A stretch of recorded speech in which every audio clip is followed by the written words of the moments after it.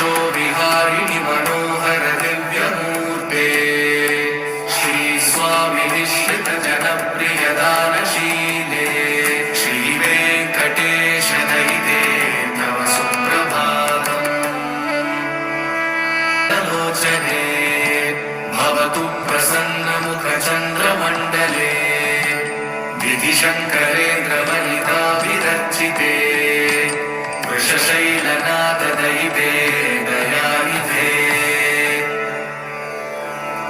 अत्र्यादिसप्तऋषयः समुपास्य सन्ध्या आकाशसिन्धुकमलानि मनोहराणि आदाय पादयुगमर्चयितुं प्रपन्नाः शेषाद्रिशेखर विभो तव सुप्रभातम्।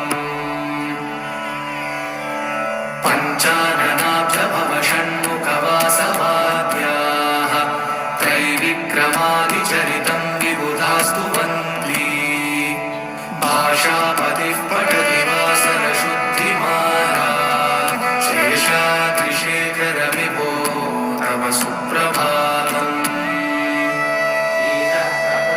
ईशप्रफुल्लसरसीरुहनारिकेलभूगद्रुमादिसुमनोहरपालिकानाम् आवादिमन्दमनिलः सह दिव्यगन्धैः शेषाद्रिशेखर विभो तव सुप्रभातम्।